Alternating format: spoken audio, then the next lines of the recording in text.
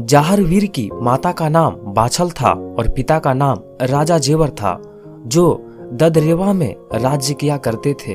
पर राजा जेवर का कोई संतान न होने के कारण उन्हें प्रजा के लोग मनहूस कहते थे। राजा जेवर सिंह इस बात से बहुत परेशान और दुखी रहते थे तथा वह जहाँ भी जाते थे वहाँ के लोग उन्हें ताना देते थे। एक बार राजा जेवर ने अपने बाग में 9 लाख पेड़ लगवाए, जिससे उस बाग का नाम नौलखा बाग पड़ गया था। उसकी रखवाली के लिए उन्होंने माली और मालन को भी रखा। कुछ समय के बाद जब बाग के पेड़ों पर फल लगे तो माली ने सोचा, क्यों ना मैं फल राजा जेवर को ले जाकर दूं। तब वह फल लेकर राजा जेवर के पास जाता है तथा राजा के दरबार में फल ले जाकर रख दिए और राजा से बोला, हे राजन, आपके बाग से पके हुए फल लाया हूँ। इस पर राजा बहुत ही प्रसन्न हुए। जब राजा जेवर अपने बाग की तरफ जाते हैं तो बाग की जमीन में कदम रखते ही सारा बाग सूख जाता है। इस पर राजा बहुत ही दुखी हुए। जब गुरु गोरखनाथ अपनी समाधि से उठकर ददरेवा नगरी की तरफ प्रस्थान करते हैं तो रास्ते में उन्हें नौलखा बाग पड़ता है तथा वहां पर वह अपनी समाधि जमा लेते हैं। इस पर उनके सभी शिष्य हंसकर बोलते हैं कि हे गुरु गोरखनाथ, इस सूखे हुए जंगल में कंदमूल फल कहीं नहीं मिलेगा। इस पर गुरु गोरखनाथ ने हंसकर जवाब दिया, लो यह मेरे कमंडल से थोड़ी धूनी ले आओ, इसको जो पेड़ सूखा हुआ है सब पर मार देना। शिष्यों ने ऐसा ही किया और जो बची हुई धूनी थी उसको सूखे पेड़ पर डाल दिया।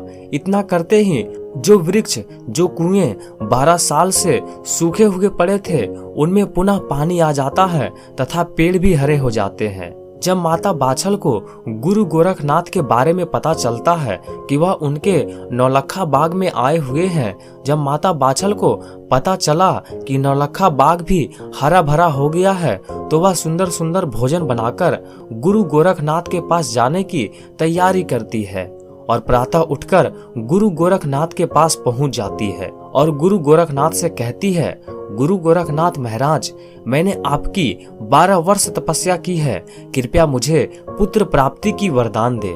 मेरे भाग्य में 7 जन्म तक कोई भी संतान की उत्पत्ति होना नहीं लिखा है, कृपया मुझे पुत्र प्राप्ति की वरदान दे। तो इस पर खुश होकर गुरु गोरखनाथ जी ने माता बाछल को एक बहुत ही चमत्कारी पुत्र प्राप्त होने का वरदान दिया। जाहरवीर गोगा जी का जन्म चढ़ते भाद्रपद को राजस्थान के ददरेवा नामक गांव में हुआ था, जो सादुलपुर के निकट पड़ता है। इनकी माता का नाम बाछल तथा पिता का नाम जेवर सिंह था, जो बहुत ही व्यापक राजा थे। बाबा जाहरवीर का जन्म होते ही प्राकृतिक मानो ऐसी प्रतीत हो रही थी कि जैसे बाबा जाहरवीर के जन्म की तैयारियां में खुद को सजाए बैठी थी। जाहरवीर का गोगा जी नाम इस तरह पड़ा कि जब वह गुरु गोरखनाथ के पास पुत्र प्राप्ति का वरदान लेने गई थी तब उनके भाग्य में पृथ्वी पर 7 जन्मों तक कोई भी संतान उत्पत्ति होना नहीं लिखा था। तब गुरु गोरखनाथ जी ने समुद्र में पाताल लोक जाकर नाग नागिन से गूगल मांगा, जो पद्म नगर तारी नाग और नागिन के पास था। जब गुरु गोरखनाथ ने वह गूगल मांगा तो उन्होंने गूगल देने को साफ मना कर दिया। इस पर गोरखनाथ जी ने उन्हें बीन के नशे में नशा कर गूगल को चुराकर ले आए थे और वह गूगल माता बाछल को दे दिया था। तब से जाहरवीर का नाम गोगा जी पड़ा। गोगा जी का विवाह कुंतल देश की महारानी रानी सीरियल से हुआ था। रानी सीरियल को गोगा जी सुपर में देखा था और स्वप्न में ही रानी सीरियल के साथ 3 फेरे ले लिए थे और तब से ही गोगा जी महाराज अर्धविवाह के। और जब तक बात का पता चला तो रानी बाछल ने कहा, यह सब शोभा नहीं देता क्षत्रिय कष्ट के लिए। तो इस पर माता बाछल ने गोगा जी को बहुत ही धमकाया। गोगा जी एक बार अपने महल में आराम कर रहे थे तथा रानी सीरियल ददरेवा सरोवर में स्नान के लिए गई थी और रास्ते में उनके मौसेरे भाई अर्जुन सर्जन ने रानी सीरियल के साथ दुष्ट विवाह करना चाहते थे।